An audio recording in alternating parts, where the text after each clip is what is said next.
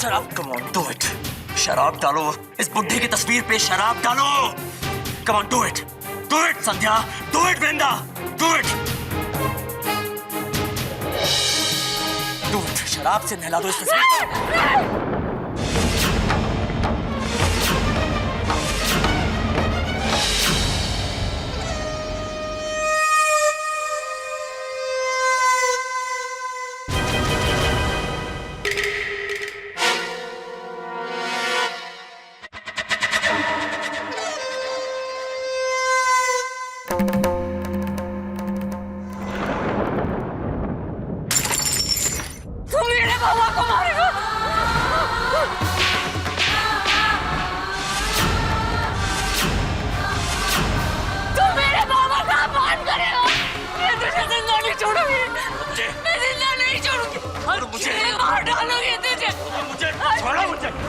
आप लोगों ने, मैं यही साबित करना चाहता था, ये संध्या है। इतने दिनों से मैं जो बात साबित करना चाहता था, आज इसने खुद कबूल कर लिया कि ये संध्या है। हाँ, मैं संध्या हूँ। संध्या जो इस घर की बहू बनकर आई थी अपने सपनों को पूरा करने, और जिसके सपनों को कुचल दिया गया, जिसकी इज्जत से खेला गया, जिसके बाबा को मार डाला गया।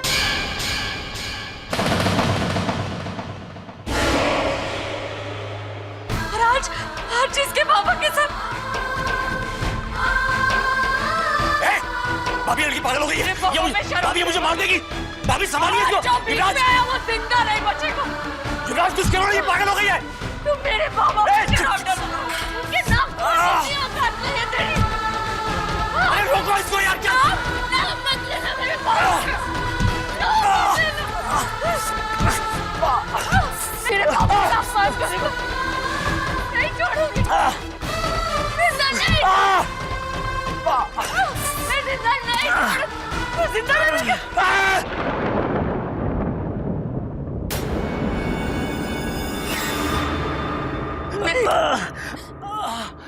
मेरे बाबा ने हमें किसी की जान लेना नहीं सिखाया, किसी की जान लेना नहीं सिखाया।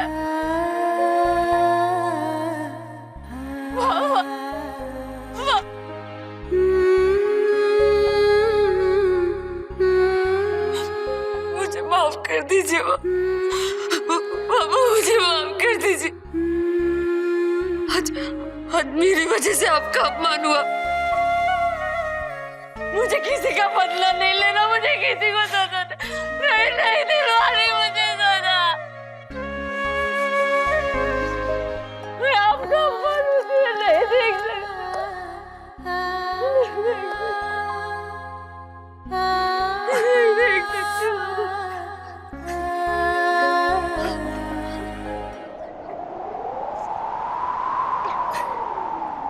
हाँ, मैं संध्या हूँ, श्याम राव सावरकर की सबसे छोटी, सबसे प्यारी बेटी संध्या।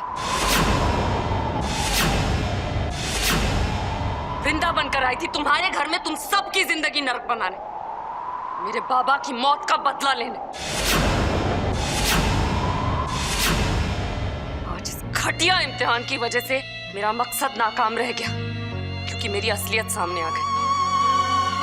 मुझे दुख है इस बात का कि मेरा मकसद नाकामयाब रहा, लेकिन उस दुख से बढ़कर नहीं जो मेरे बाबा का अपमान करके होता। मुझे अपनी हार मंजूर है, लेकिन अपने बाबा का अपमान होते हुए मैं नहीं देख सकती, नहीं देख सकती मैं। सुना तुमने?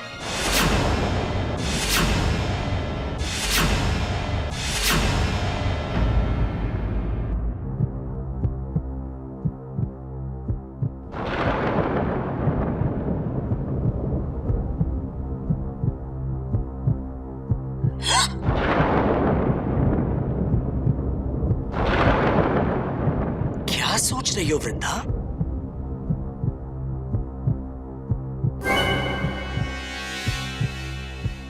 ये सोचने का वक्त नहीं है वृंदा, ये तो इम्तिहान में पास होने का वक्त है। देखो सब तुम्हें देख रहे हैं। इस महान आत्मा की तस्वीर पे शराब डालो और इस इम्तिहान से छुट्टी पाओ।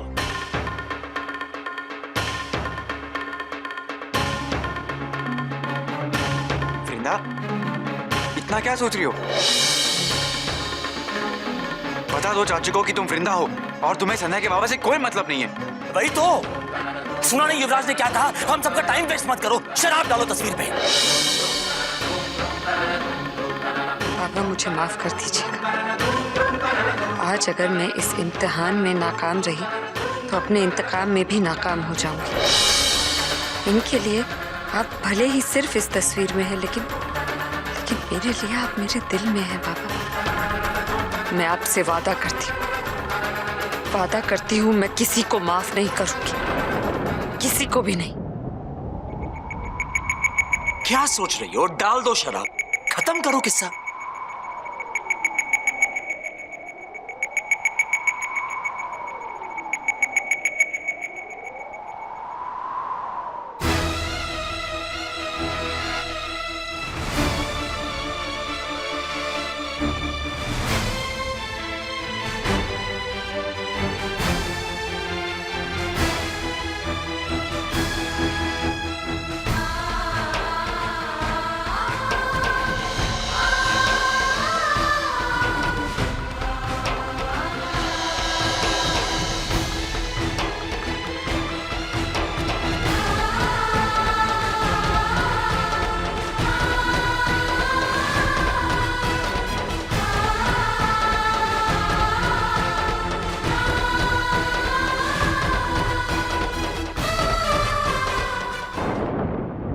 ये क्या कर रही हो तुम? दिमाग खराब हो गया तुम्हारा?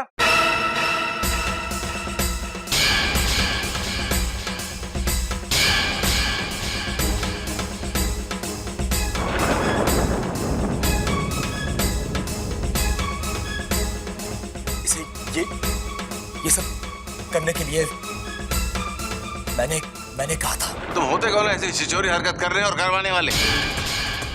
तुम्हारी अपनी तो कोई इज्जत रही नहीं, दूसरों की इज्जत का मजाक बनाते हो, तुम्हें शर्म नहीं आती? खैर, तुम लोगों को जो करना है करो, लेकिन इस देवता जैसे इंसान को तो बख्शो। हाथ जोड़ता हूं सबके, बख्शो इसे।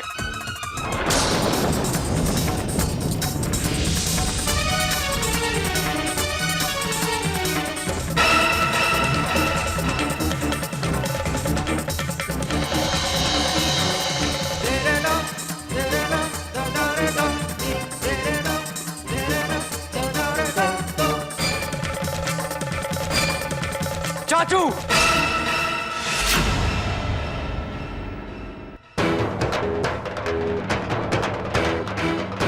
हो गई आपको तसल्ली? हो गई? वृंदा तो अपने इम्तिहान में पास हो गई है चाचू।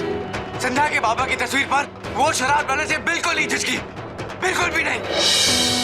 अगर डैड बीच में नहीं आते तो इससे तो शराब डाल ही दी थी। अब बोलो चाचू, आपके साथ क्या किया जाए?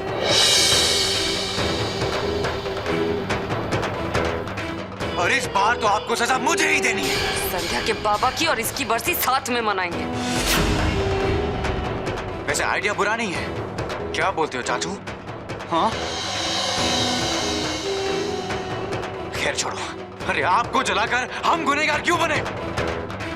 एक काम करो, आप अभी के अभी इस घर से बाहर निकलो, उसके बाद मैं सोचता हूँ कि आपके साथ क्या करना है। I said leave right now, चाचू। एक मिनट,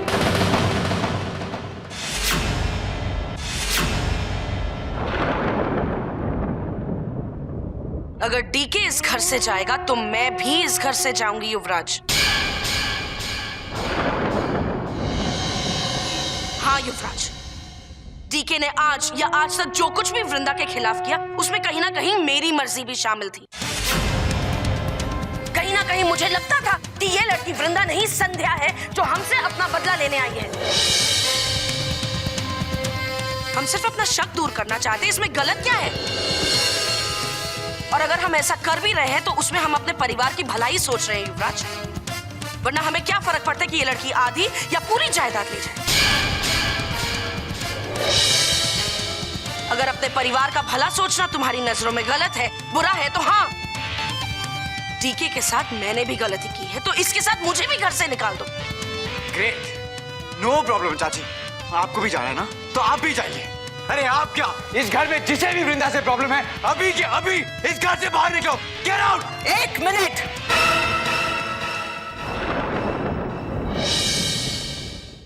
कोई कहीं नहीं जाएगा। इस घर में आज तक जो कुछ भी हुआ है उसका सही कारण मैं समझ गई और वो मुझे वृंदा ने ही समझाया है। इसलिए मैंने फैसला किया है कि वृंदा की सलाह को मानकर मैं डीके और सरला दोनों को जायदाद में एक हिस्सा दूंगी।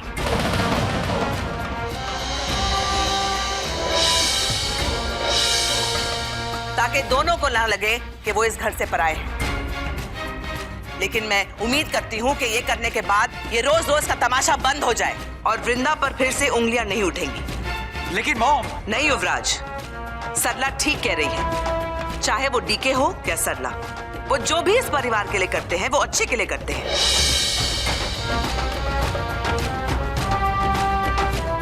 और हमें अपनों को घर से बाहर नहीं करना चाहिए, उन्हें उनका हक देना चाहिए ताकि उनके मन में कोई मलाल ना हो और वृंदा पर कोई सवाल ना उठे। बहुत हो गया है सब तमाशा। प्लीज सब लोग अपने अपने कमरों में जाइए।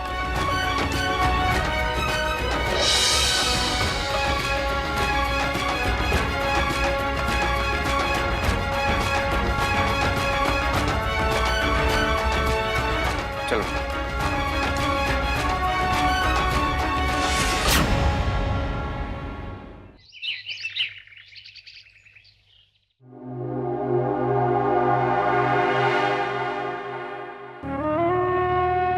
संध्या, वो गोविंद कह रहा था कि तुम्हें प्यास लगी थी, तो मैंने सोचा मैं ही तुम्हारे लिए पानी ले आती हूँ। ये लो पानी पियो। इसी बहाने सोचा कि तुमसे कुछ बातें भी कर लूंगी। तुम्हें मुझसे भी अभी उतनी नफरत होने लग गई होगी ना जितना कि तुम उस डीके के साथ करती हो। मैंने जो कुछ भी किया वो सब जानबूझकर तो किया था, वरना हमें ये कैसे पता चलता कि उसकी अगली चाल कौन सी है। तो इसलिए मैंने सोचा कि बेहतरी इसी में है कि डीके का हमदर्द बन जाऊं ताकि उसका मन पढ़ सकूं। तुम तो जानती हो कि वो कितना चालाक है, कितना होशियार है, लेकिन तुम तो कुछ समझी नहीं। अरे नहीं चाची, मैं समझती हूँ ना, और मैं जानती थी कि आप जो भी करेंगी मेरे भले के लिए करेंगी। मुझे तुमसे यही उम्मीद थी। हाँ, तुम आराम करो। You are looking little stressed. मैं चलती हूँ। हाँ, और किसी भी चीज की जरूरत हो तो पर्सनली मुझसे कहना। Thank you.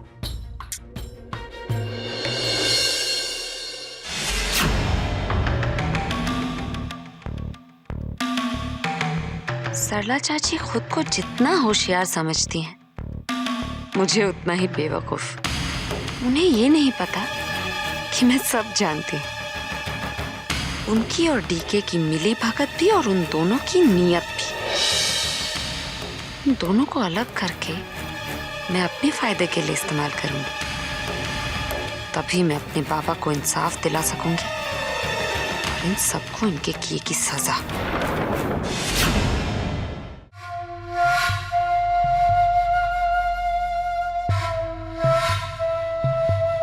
ले लिया आखिरी मौका।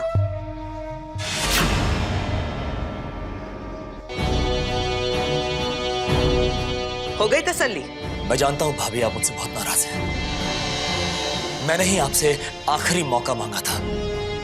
भाभी, आप मेरी माँ जैसी हैं और मैं आपकी झूठी कसम कभी नहीं खा सकता। मैं आपकी कसम खा के कहता हूँ, ये लड़की संध्या है। भाभी स्टॉप इट डीके।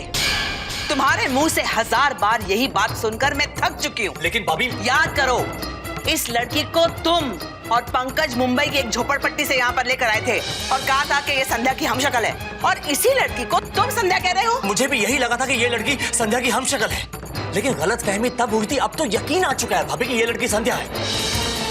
जो लड़की वृंदा बनकर युवराज को बचाने के लिए इस परिवार में आई है, वो युवराज को बचाने के लिए नहीं बल्कि हमारे पूरे परिवार को मारने के लिए आई है। इतनी सी बात आप क्यों नहीं समझ रही है भाभी? सब समझ में आ रहा है कि तुम्हें इस लड़की से इतनी प्रॉब्लम क्यों है, क्यों इसके पीछे हाथ धोकर पड़ गए हो तुम दोनों।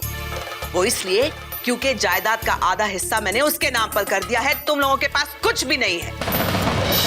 जो प्रॉब्लम तुम्हारी है ना, वो भी सरला की है। तुम दोनों इनसिक्योर हो और जेलस हो उस लड़की से। और मैं ये भी जानती हूँ कि अगर मैंने जायदाद में हिस्सा तुम दोनों को दे दिया ना, तो तुम्हारी हरकतें बंद हो जाएंगी। क्या बोल मैं और कुछ नहीं सुनना चाहती।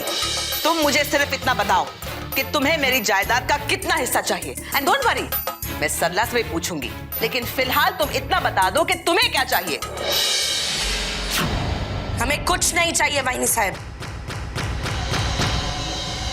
कुछ नहीं। इतने सालों तक हमारे नाम पर था ही क्या, लेकिन उसके बावजूद हम सब एक साथ मिलकर रहे कि नहीं? इस लड़की के आने से पहले कभी भी किसी के भी दिल में जायदाद को लेकर, बंटवारे को लेकर जरा सा भी ख्याल आया?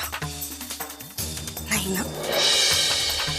तो फिर ये सब इस लड़की के आने के बाद ही क्यों हो रहा है वहीनी साहब? क्यों?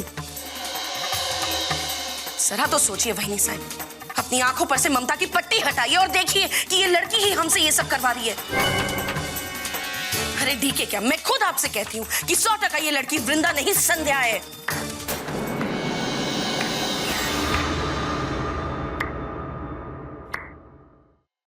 अब आप भी शुरू हो गई हैं। उसे संध्या प्रूव करने के लिए आप लोगों के पास एक सबूत नहीं है, बस बातें करनी आती है। युवराज, ये बात नहीं है, हम तुम्हारे अपने, हम पर कुछ तो भरोसा रखो ना। आप मुझे भरोसा रखने के लिए बोल रही हैं चाची? आप correct me if I am wrong Sarla चाची, वो आप ही थी ना जिन्होंने धोखे से हम सबके सिग्नेचर्स लेकर ये सारी जायदाद अपने नाम करने की कोशिश की थी।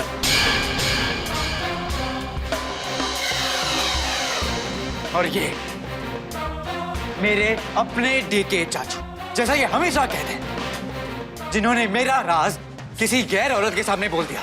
और आप कह रहे हैं कि मैं इन पर भरोसा करूं? युवराज, मैं आप लोग से यहां बात करने नहीं आया हूं। मैं यहां सिर्फ अपनी मॉम से बात करने आया हूं।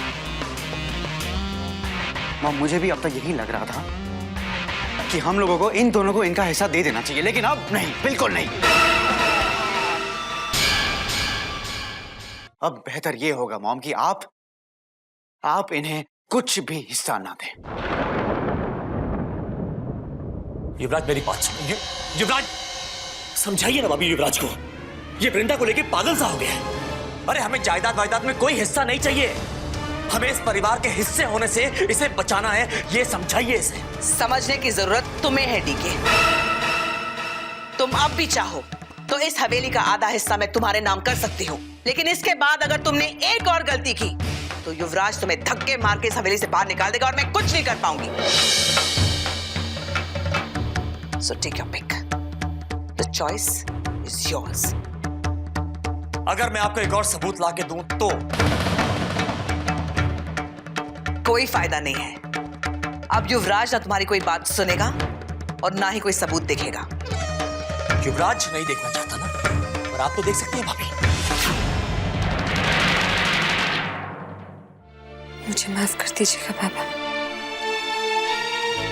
कल अगर बड़े पापा सही वक्त पर नहीं आते तो मेरे हाथों बहुत बड़ा अनर्थ हो जाता।